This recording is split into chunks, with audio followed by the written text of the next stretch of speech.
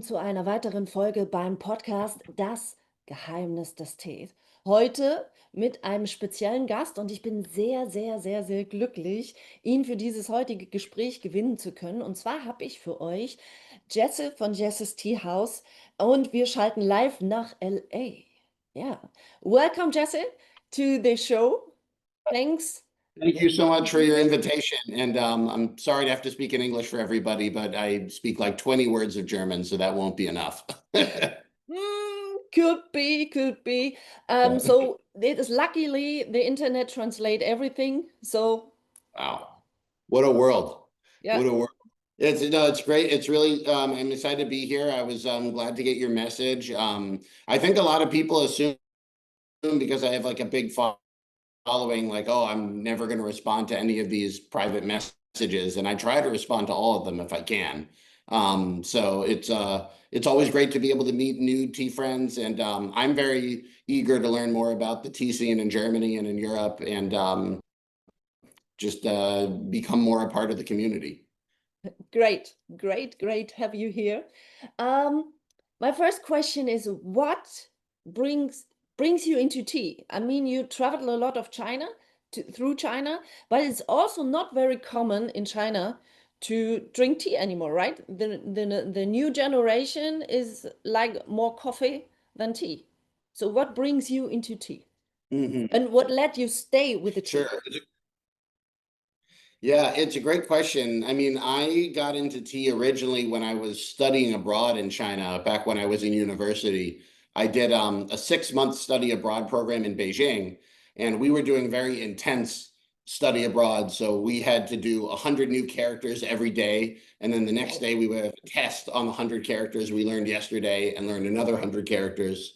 And I signed a language pledge that said I committed to only speak Chinese except for calling my parents. So I was always looking for like, where can I go in Beijing that I'm going to get a chance to have a fully Chinese language environment and to be able to practice Chinese. And I found out if you go to a wholesale tea market, Ma Liandao in Beijing, it's like 3 kilometers long, tea shops on both sides of the road. And you can walk into any shop and people will sit and talk and make you tea for free.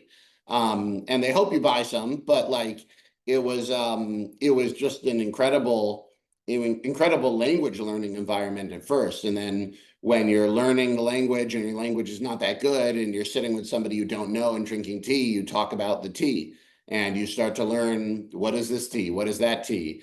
You know, some of these words are actually pretty simple. Hong cha, liu cha, bai cha, you know, color, white tea, green tea, red tea. So you can kind of understand what's going on, but then also there's all these different mountain names and province names and, you know, techniques and all these things that are involved in the tea. And so it was a great learning environment. And I always just got really into the tea. And then when I moved back there to live full time, I knew like, oh, I want to get a tea table. I think the first 2 things I bought my first day in Beijing was an electric bike and a tea table.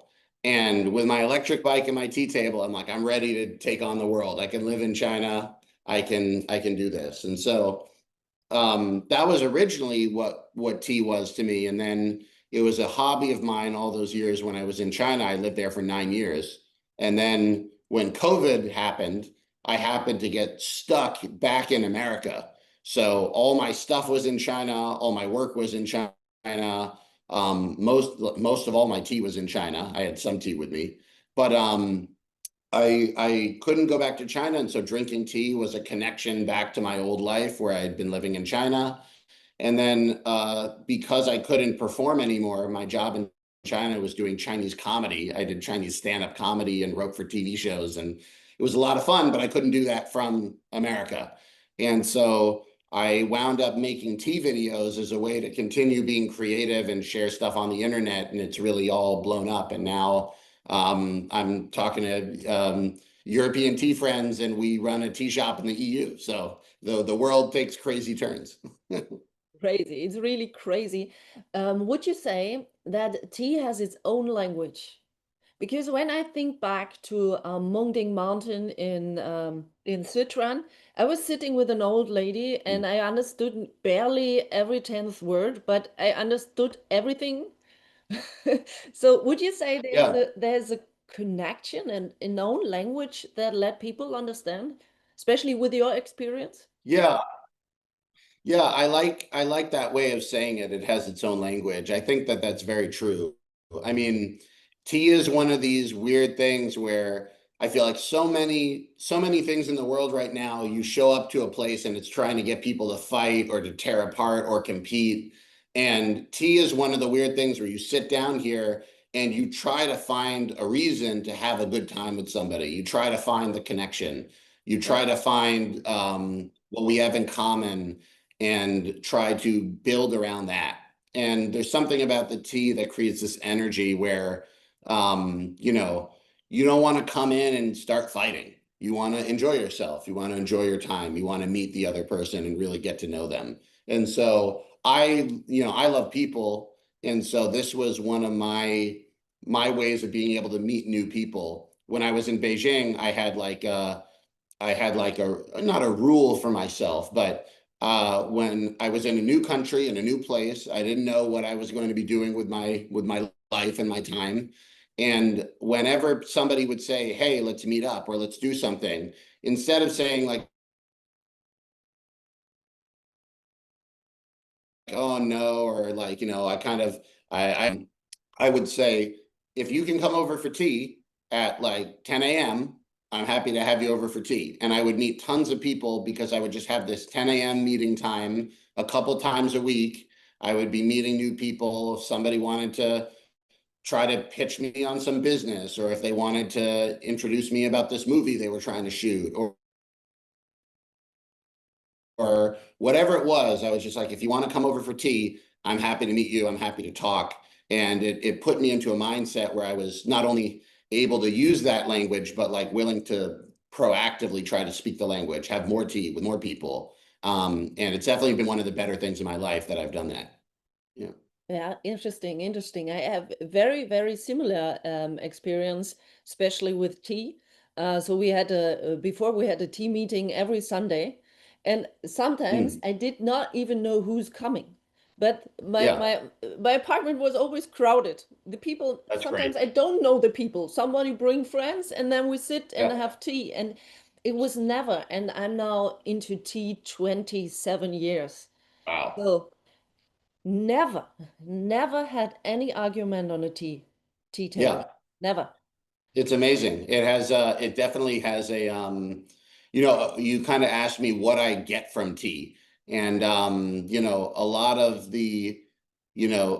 growing up in the States, and I think in Western culture in general, we have not enough spaces where people can come and just kind of talk and relax, and it's kind of like open spot, you know.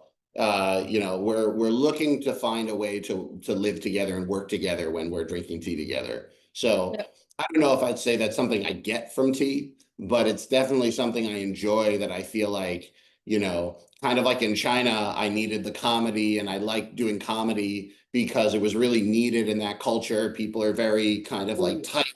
They don't say what they think a lot. They really need to stand on stage and say something out and tell jokes and have a microphone. And I feel like in the West, it's kind of the opposite. We need a way to slow down. We need a way to be able to talk. We need also, it's not a focus of my website, but also men in particular don't have a really good way to invite other men over just to talk. Like we always have to be drinking a beer or watching a sports game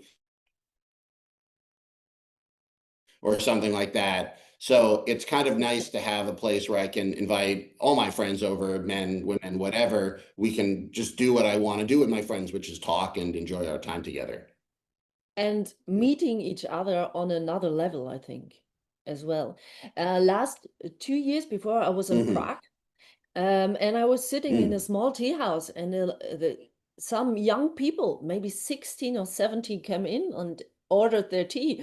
The one I know ordered the Dongfang Meiren, the second one a Longjing, and that was amazing. And I was curious. I go there and ask them, you're so young. What are you doing here? And they said, okay, a bar is always loud. We get drunken and Yeah. it's expensive as well. Here we can talk, we can connect to each other, and we can just be. Yeah. So, and that was It's very nice. I interesting. mean, So, generation goes younger with tea. yeah, I think that a lot of times these things kind of come back around. Like I went last weekend to a high school tea club here in California. There Oh, was a great. group of high schoolers that started a tea club, and they have 100 people that signed up to be part of this tea club in a high school. So I think the next generation, under us is like really ready for tea. Like they get it. They know that there are good products out there in the world. They want to find them. It's I always say tea journey.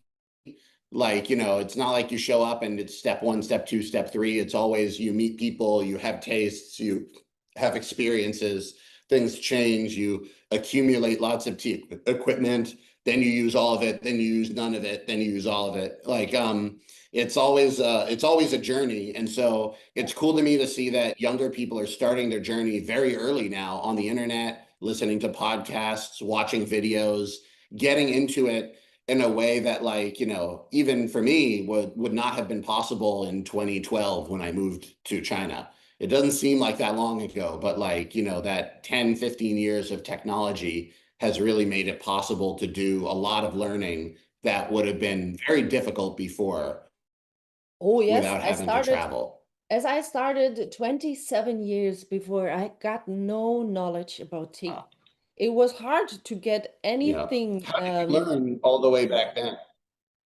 Yeah, my master, I started with Kung Fu, and my master bring the tea from Taiwan directly. So I learned a Oh, lot that's from him. But I could nice. not visit any tea shops because there was no tea. So we start with the really bad tea just to practice the tea ceremony. There was a gunpowder tea Yeah. that was horrible, That, and we leave it in the small pot for around 3 minutes or so, just by learning. And now I cannot drink it anymore. But when I remember, then I started my blog to spread the knowledge all over Germany, because I know I need to know. I want people to show them what tea can do for you, or what the ritual can do mhm. for you. As you Yeah. mentioned in one of your videos, so that helps, for example, that helps when there are people taking drugs, so now they're drinking tea, or they have any traumas, they're drinking tea. That Yeah. helps a lot. Yeah, it actually is a big deal. I mean, for me, the reason that I do this every day, and I was doing this every day even before I started doing my videos. That's why the videos are like, oh, this guy looks like he makes tea a lot. Yeah, I was making tea every day for years before I started making the videos. It's just very calming. It's very calming. It's very focusing. And we might say it's very mindful. It's very, like, there's a lot of mindfulness in terms of looking at this in the sense of, like, let's try to do this well. Let's find good tea. Let's make it well. Let's focus on what I'm doing. Let's enjoy each little cup instead of having this big giant cup where, like, I just have this and then I put it down, I forget about it. Like, really enjoy each part of it. Yeah. And the So, and that is very useful for when I'm stressed. Um, but it's also just useful in the sense of I found it was very good for my sense of self-worth, if that makes any sense. yeah, definitely. When I make tea for other people, I want to be a good host. I want to treat them well as a guest. And then one of the videos I mentioned to people, it's like, why would you be a good host for your guest, but not to yourself? If you drink tea by yourself, be a good host to yourself. You're worth being a good host to yourself for. I don't know if that makes any sense with the grammar, Definitely, it makes but sense. by treating yourself well, by making this well, it just raises the sense of, like, okay, I'm the type of person that's going to try to do this well. I'm going to treat myself well. I deserve to be treated well. And so you have some of these self-confidence and self-worth improvement from doing the tea properly. At least I've found that. Yeah, it's also, I think it's a ritual of self-care, in my opinion. You choose the right tea where you choose the right tea, what you like to drink. And that is, by the way, it's a good point to ask the question, one of my community. Is Yeah. your tea consumption changing during the year? So do you drink different kind of teas? And if yes, what's your favorite every season? Okay, that's a good question. It probably does change a little. In the spring, I usually drink a lot of the spring green tea. Back when I lived in China, it was really easy. Now it's harder because I have to do these giant pre-orders and I have to get them, all into their canisters and everything like that. So I actually get the green tea when you guys get it now, which is, when the pre-orders are in. And by the way, all of the pre-orders that we had in the EU have already shipped out. So it took longer than I expected this year because of the EU regulations, our first year dealing with them, but next year it will be even faster. But I drink green tea throughout summer, and then I probably don't drink it that much in the winter. But I would drink it during the summer. In the spring, the last like 2 years or so, April and May, 3 years in a row now, I've been in China. So in China, I drink kind of whatever I have with me on that trip. The first trip I took back to China in 2023 after COVID, I brought all this tea, and it was very stupid because my first day I bought more tea. And then for the whole trip, I just had I brought like 15 extra types of tea that I never had time to drink because I was always drinking the stuff I was getting. So now when I go to China, I bring like one extra thing of tea just to take me for the first day or two. And then I start accumulating more tea and samples and everything.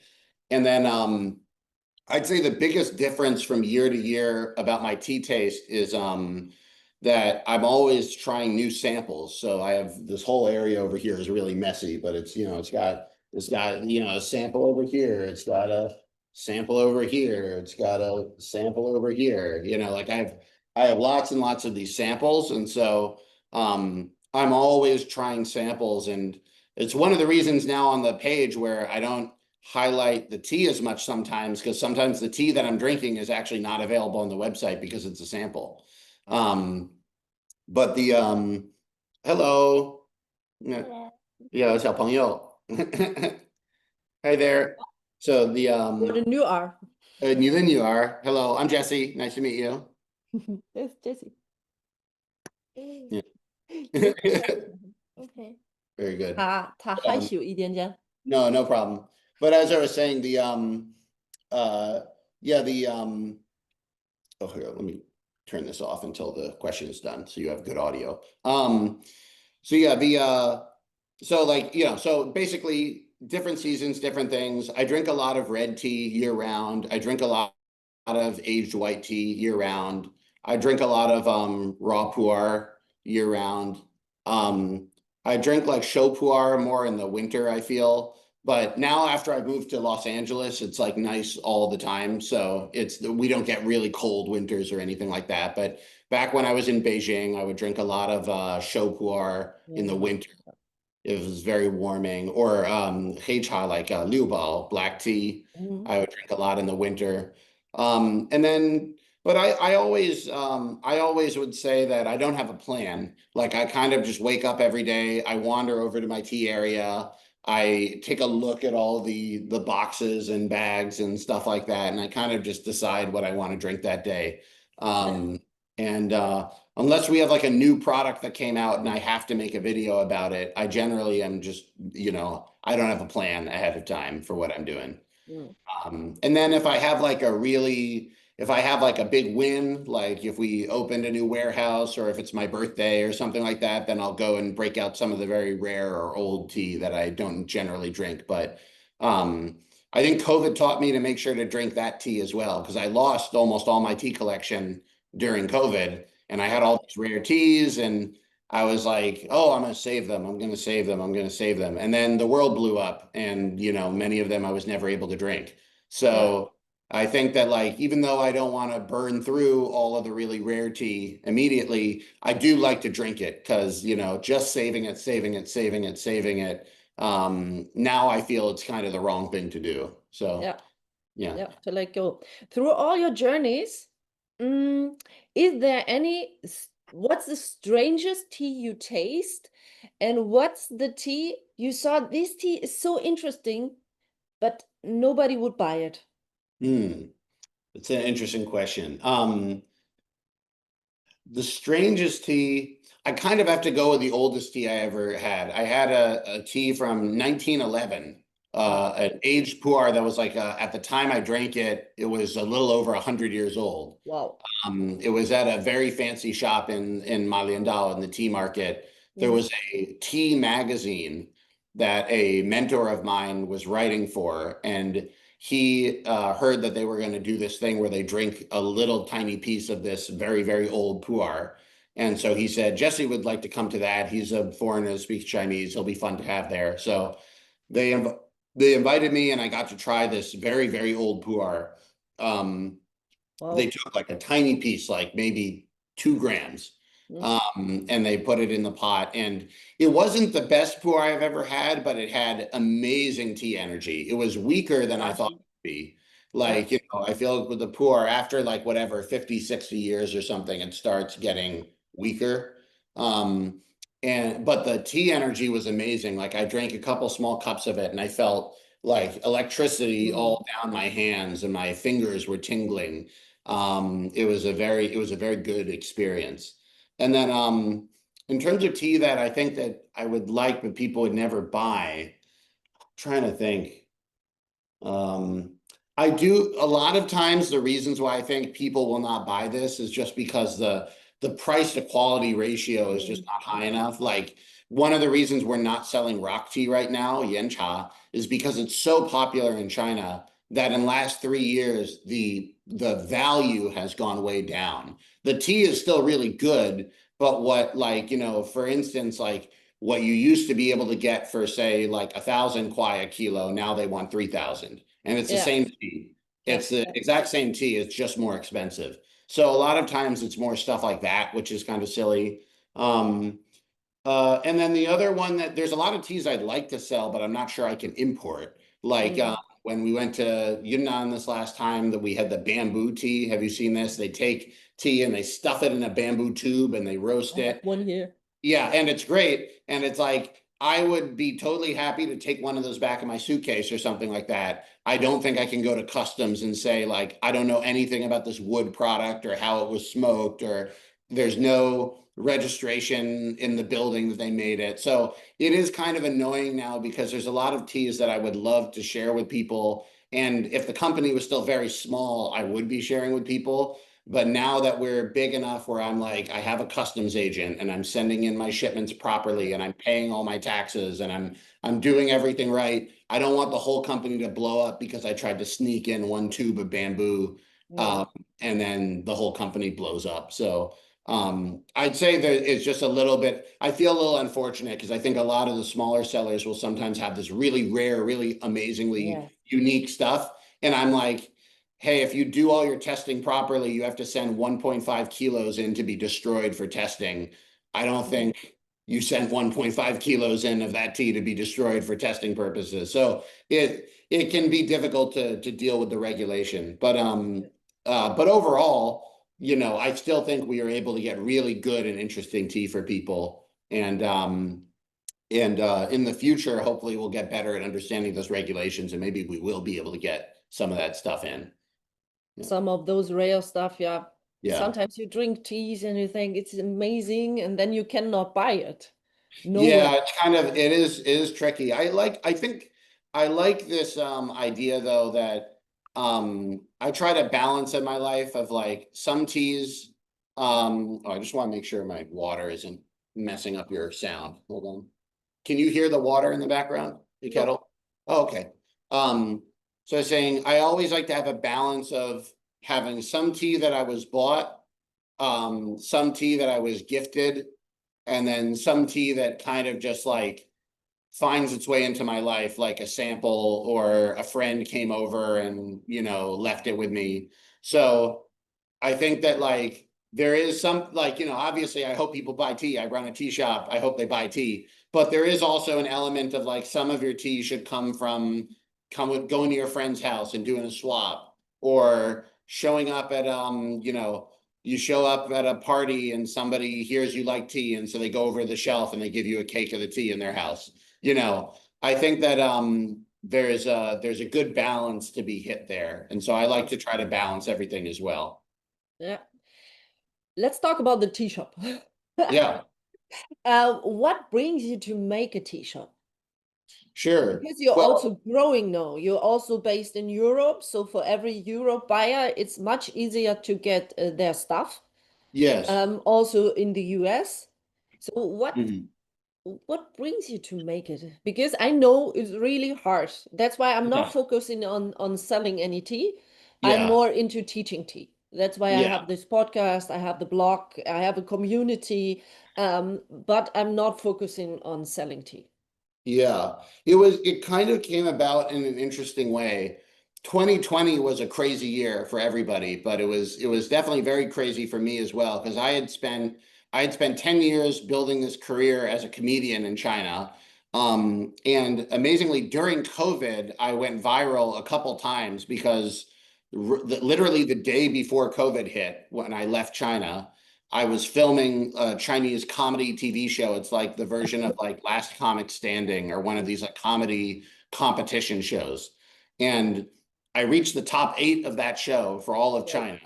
And we had filmed the show, but they were editing it, and then COVID hit. So during COVID, when everybody was stuck inside, my comedy show was like the only comedy show in the country that actually had people watching. And so during COVID, I had this big boom where I got tons of followers, and I was like, great, is my life perfect now? And it turns out no, because you don't make any money from doing online videos unless you sell something, a show Yeah. ticket, a t-shirt, or something like that. And so I had this moment where I was like, I worked 10 years. I finally had this big breakthrough. I had 2 million followers in China, and I couldn't make a living.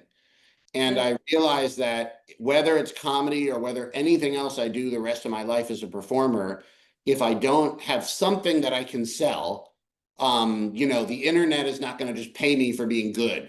Like you can do great education. Somebody has to take a workshop. Yeah. You're not going to just think, or even if you have a big account, people just think, oh, you get rich just because you have a big account. Not at all. You make still very little money from having these internet accounts, even at a big scale, Yeah. unless you can sell something. And so, while I think previous years, 2018, 2019, something like that, I would have been like, oh, I'm not going to sell anything. During COVID, my whole life had just fallen apart and I had no idea where I was going to make any money anymore. So I was like, I have to at least try. And so all of 2020, I tried to figure out what kind of Chinese comedy class or like stand-up workshop could I sell online or something like that. It was difficult with the comedy. And then meanwhile, I started making these tea videos, and people started asking me, like, where do you buy the tea? And I'm like, oh, I just know the farmers. And they're like, oh, we would buy that. I'm like, oh, really? Okay. Well, this is interesting because I have all these fans in China that I don't know how to make money off of. And then I have very few fans in America, but they're asking to buy stuff. And I think at the time, I didn't know how difficult it was going to be to import the tea and run the And whole that's the business and best. everything. Otherwise, you wouldn't start, right? The Yeah, I best is think if I don't know. knew if I knew how hard it was, I would have at least gone about it a little differently. But now that we got it running, it all really worked out. And then once we got the USA running, the thinking was that, I personally think one of the big reasons why tea isn't much bigger in the Western world is because it's fundamentally a culture thing. So it's hard to grow culture. So it's not easy for an outside company to spend $100 million and. Build the market, you Yeah. know. And so it was small, but then also the challenge was it wasn't easy at all. Like you have to, if you go on Amazon to buy tea, how do you know what's good? And then people would message me and they're like, is this tea good? And I'm like, I don't know. I haven't drunk it. I don't know the people who make it. I don't want to lie to you and tell you that it's bad or good. I mean, and so it was very difficult. I realized if you wanted to get into tea, it was difficult because you had to wait a long time for it to be shipped from China, and sometimes the packages failed. It was difficult because you had to pay customs fees and like go to the customs place or do the customs forms online. Sometimes the paperwork would be done wrong. And I was like, if I were new to this hobby in America or in Europe or in the UK, I would not I would not be having a fun time. It would be hard. And so I figured what I could do is kind of solve a lot of those problems, from putting information cards in the tea so that you knew how to steep them, and having a QR code on the back so that you can view a video, information cards. There we go. Yeah, I like our Taiwan one. So, you probably have an idea about how to make your own oolong, but a lot of people would not. And so the making it easy and expanding abroad, I also admit, if I had known how difficult it was to expand to the EU, I might not have done it. But it was the basic idea was like, if I'm sitting with a table of my tea friends, I wouldn't give the American customer great service and then make the European customer wait another 3 weeks and pay extra money. So it feels like a natural thing to at least try. And so now we have a warehouse open in the Netherlands. And so all of the tea that is on the EU website, if you go to the website, jesseteahouse.com, the technology will direct you to whichever warehouse is closest to you. So if you're in Germany, for instance, it will automatically switch you to the EU, and then it will show you the options available in the EU warehouse. And the options now, they're going to get bigger and bigger as it goes along. We have the Taiwanese oolong line that you're drinking now. We have my subscription box, which is a service that every quarter we send in new teas. We have our green teas, so the spring green tea is on there, and then we have all the equipment. So we have quite a selection there now, and so I'm very excited to see how people like them. I mean, there are other places in Europe, as you know, to be able to get tea. So I'm not pretending like, oh, I'm the only place to be able to get the tea, but I think that I think our tea will stand up against everybody else's, and also our service, I hope, will be even faster, shipping faster, good materials to go with it. And we should hire some German language customer service, because right now we have English language customer service, which is our team in America, but maybe we should hire somebody in Germany as well. So, who knows? What I really have to say, your packaging is, next to May Leaves, one of the best. Thank you. Yeah, we work a lot on the packaging. You have these box, and when you open it, then you have the tea bag and this tiny to close it. That's really good, because normally you don't know how to close it, and it loses aroma and so on. And then you have the card. I also show to the camera here. With the instruction. So that's really, you see that somebody is thinking about the tea. Normally you just get the package. The only thing you can think about it is you have stickers you can remove. Yeah, we looked into that. We need to do that even now with the problem is Taiwan. It's so hard to get this packaging stuff done. Like, there's one packaging company in all of Taiwan. Oh, damn. And so they just don't care. Like, we have to fight so hard to be able to do our packaging the way we want to in Taiwan. The teas that come from mainland China, we have a lot more ability to do interesting things with the packaging. But yeah, that is a good idea. And the stickers, they should be able to do. It's just a matter of sometimes you need to work with a company long enough that they see you're a regular customer, and then they start being willing to do special things, like have special sticker insert and stuff like that. But that's a good idea. I like that. Because we definitely have a focus on making sure the whole of the experience is really good, because that's the thing that's really fun here. And that if you go to China, you just walk into a tea shop and the experience is everywhere. It's like, wherever you look, there's a teapot or an interesting tea thing, or calligraphy, or an antique, or a tea table, or a tea pet, or even just boxes of tea and piles of tea, more than you've ever seen in your life. Yeah. And so it's hard to bring that experience to people in their home, but we try to do it by having good quality packaging material, good, like, there's QR codes on there to watch how the video of how the tea is made. I try to think about, if I were new at tea, what would stop me from having a great experience? And then I try to fix those People problems. always say, I don't make a tea ceremony or Kung Fu Cha, that's too complicated. Mm-hmm. Yeah, what would you answer? I mean, I think it's fine. I think the quality of the tea is the most important thing. I think if you have good quality tea and you throw it in a mug and that's all you can do, I think you'll still enjoy it much more than if you were drinking a bad tea bag, or if you're drinking tea dust or something like that. But I would encourage people to, even if they're not going to do gongfu tea and have a gaiwan, even if they're just going to make their tea in a mug, still take the time. You look at the leaves, consider the temperature of your water, slow down a bit, sit down with your tea and be able to have a moment, at least take the time.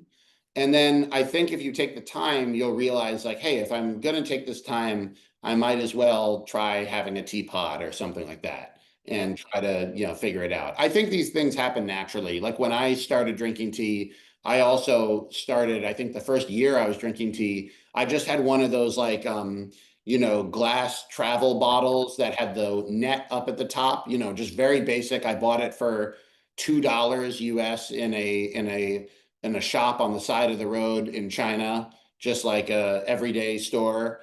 And I just would just throw leaves in there and I would drink it, and I would refill it when I was in Chinese class. And I would just refill and refill and refill and drink the tea all day.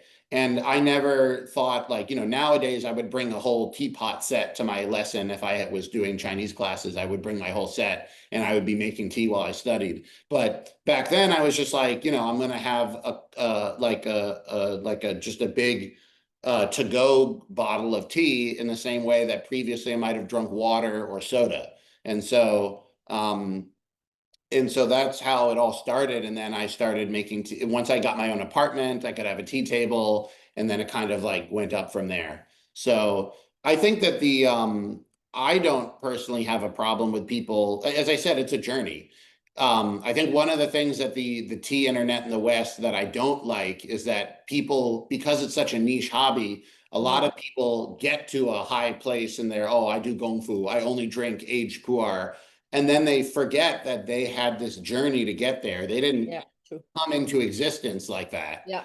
And if people were not nice to them when they were, younger, and they were just asking, can I put the tea in a mug? Of course you can put the tea in a mug. Yeah. It's like, in my opinion, I don't think that we're gaining anything by pretending to be like, oh, very, very knowledgeable experts. That's one thing tea teaches me. There is no right and wrong. So if a tea bag tastes is your taste, okay, go for it. Yeah, but run be for curious. it. Yeah, I would say the way I put it is that, like, you should like what you like, but also if you're liking what you like because you refuse to try other stuff, maybe you don't actually like that. Maybe you're just blocking new stuff. So like if you, the way I look at it is I think like the world is ready for the tea revolution. It's coming. Definitely. And the reason is because so many people, if you think about it, even in, I know in Germany, I hear they drink a lot of like fruit tea, and like these sort of things. But even the people who are drinking fruit tea or something like that, they really love their tea time. They're excited for it. They're ready to go, and they have their friends over and they enjoy it. And that's a good thing. And so I think that, like, just because you're not drinking ancient tree tea from Laobanjiang Mountain, the most important thing is, are you really enjoying your tea time? Are you having friends over? Are you thinking about tea in a proactive way, as opposed to like, oh, I don't care what goes in my body, and if the answer is yes, if they really like it, I think if they try the stuff on my site, they'll really enjoy it. Like, I think that I think it's mostly just a question of being willing to be curious, and then and especially for people who are interested in tea culture, not just as a drink, but as the whole world of it. that's why the Chinese tea is so fun. Like you never get to the end of learning about the world of tea in China. It's so big. One of You my study so much. friends, I asked him, why do you drink tea? He was a Chinese, by the way. Hmm. And he said, Inga, my life is so boring, but tea brings a sparkle inside. Yeah. So on one hand, it was very sad to hear that. Hmm. But on the other hand, it's what tea is doing. So many tastes, improving in every infusion. So Yeah. you feel yourself, you see yourself, you meet other people, you open up. What happens to me, I went from the tea journey, I went to China, I learned Chinese, I stay there, I have my kids. So that's a journey. Yeah. Person I was before was very shy, was never opened the mouth. Now I'm running a podcast. That's See, great. she brings me from inside out, and Yeah. that is what growing is. When you just have an egg and you grab it from outside to inside, then it's broken. But from Hmm. inside to outside, a chicken Hmm. comes out. Oh, I like that. I A like that plant idea. as well. If you have the seed from outside, then it's broken, but from Yeah. inside, the plant is growing. So Yeah. that is what tea was doing to me, and it's a little bit my journey. And Yeah.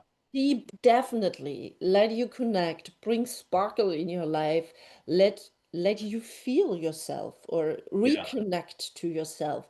All Yeah. the other stuff around doesn't matter on a tea time. What the Mhm. government is doing, what the police is doing, what your Yeah. friend is Yeah. doing, your colleagues. Exactly. No, it's you need I mean, you think of it as it's a funny image, but like one of my like life goals or something like that is to be a retired Confucian official living in a garden, drinking tea. The important people of the outside world come into the garden to talk, and then they go back outside and they figure out the problems, and you just get to talk about them in the garden.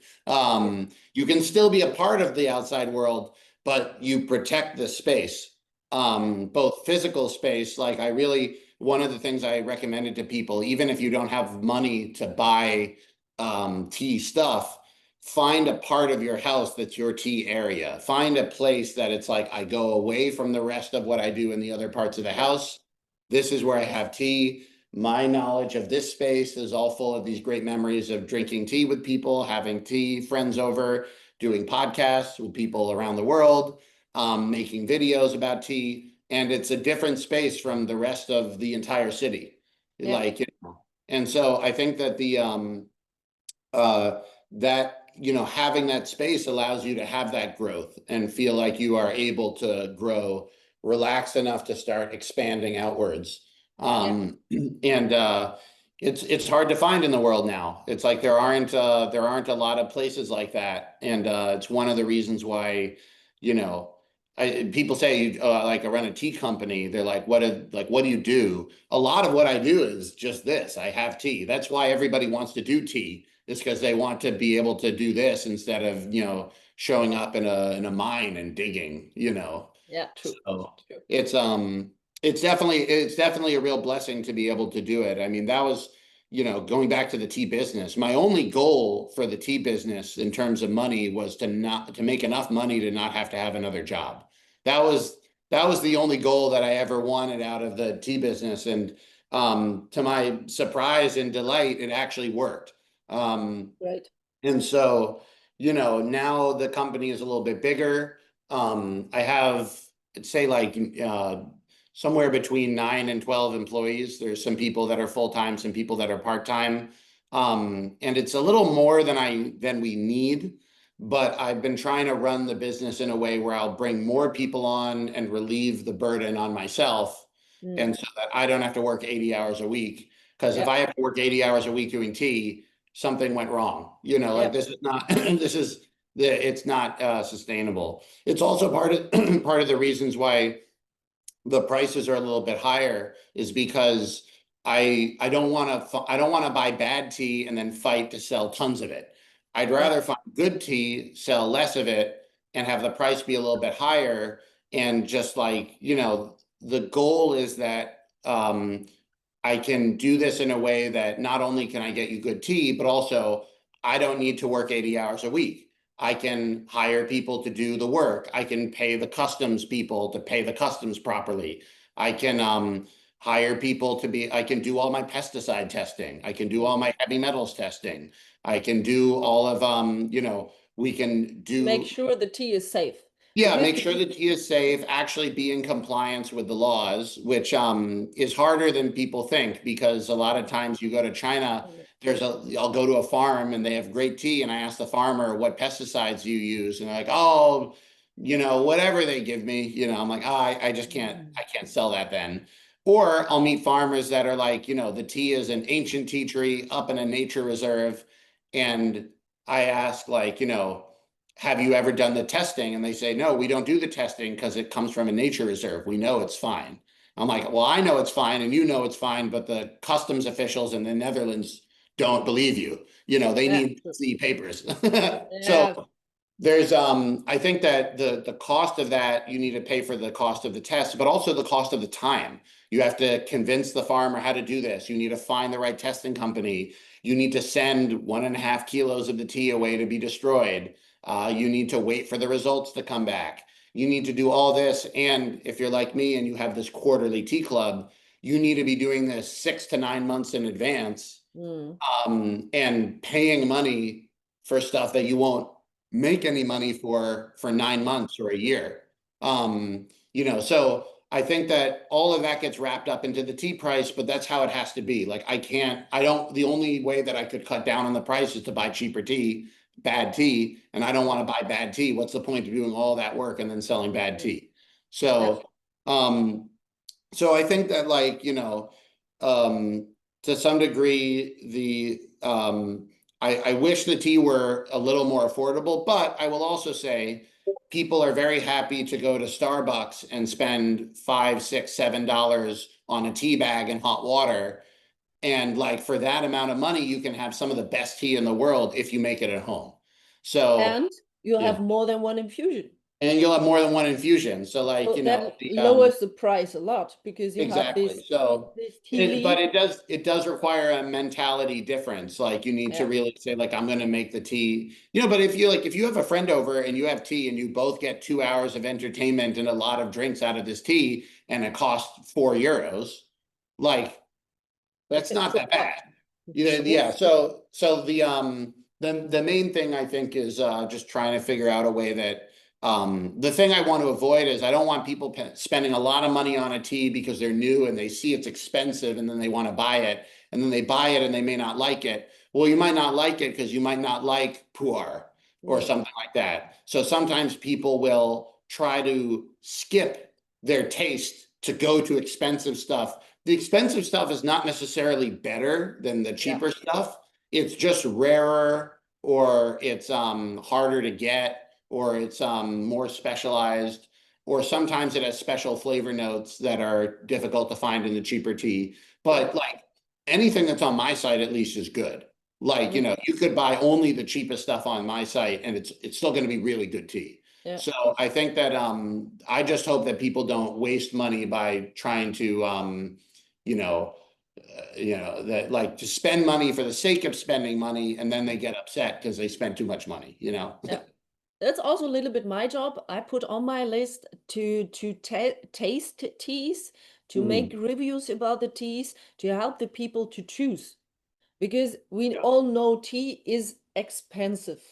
Yeah. And to buy a tea and you don't like it, then what to do with the tea? Okay, you can share it in the community, of course. You can change teas, whatever.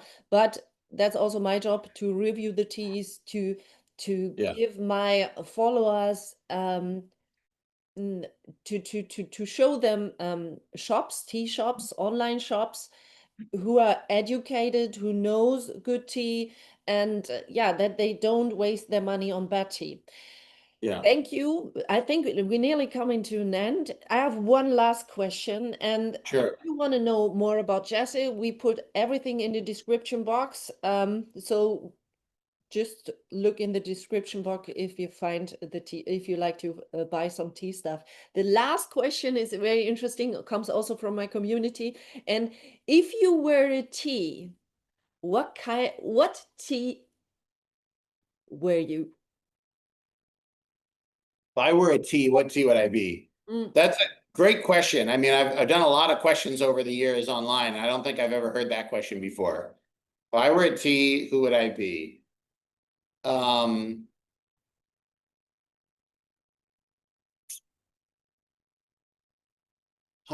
Okay, let me think about this. I kind of am tempted to say I'd be some sort of like ancient tree, really tasty tea, but I don't think I'm an ancient tree kind of guy. I think I don't think I am an ancient tree. I think I would be something like I don't know why it just comes up in my mind, the GABA oolong that we just have on the website right now. I think the GABA oolong is really cool. It's interesting shape, it unfurls, it's brainy. It's like, you know, it's kind of like this electric, juicy, fun type of tea. It's not too serious. But it's really good. It's really good quality and just like a fun tea to drink. So maybe I'll go with the GABA oolong. I don't know. I feel like it's funny. It's not like if I were asked, like, if you could only drink one tea for the rest of your life, like I'd probably do some sort of ancient tree or very aged or very rare. But like, I don't think for me personally as a personality, I don't think that fits. If What I about had you? this question, I would be more a Taiwanese oolong, some Mm, maybe in Lishan oolong, mm, very high on flowery notes, but also deeper, because when yeah. you do the second or the third brewing, then these tastes come out. Cannot Yeah. see it from the first. You can also not taste it. You smell it, but then, yeah. That's So great. thank you for your time. Thank you having you here on the show. Yeah. No, it's great to have you there. Hold on, let me get a picture of us while we're here. There you go. There we go. There we go. Great. Awesome. Got it. Yep. Thank you again so much. And I really am glad. I hope you guys I really hope to be more part of the European tea community going forward. Especially now that we have the shop open. And you know, it's just really exciting to meet a lot of new people. I took this big tea tour of Europe in last year. And it was just so fun to go to all these places and meet all these people. And you know, it's fun for me because in the United States, you know, you travel 5 hours, 10 hours, 15 hours, you're still in the United States. And Yeah. it, you know, in Europe, you go from Italy to Germany and you're like, whoa, very different. You know, the cultures are already very, very different. And you get to see a lot of different types of people, different ways of thinking, all in one very small geographic area, or not very small, but like, you know, it's compared to the United States, it's you know, it's easier to get around. It's an hour here, or even China. China, you take these long train or long plane rides, and in Europe, it's like you hop on a plane, an hour and a half later, you're in a different world. You're everywhere. Yeah, sure. So yeah, so it's very cool, and I hope that, you know, going forward in my life in general, like, you know, now I have this great excuse to come to Europe and meet more people over there. And so hopefully next time I'm in Berlin, we can do a tea thing together. I think it'd be Yes. fun.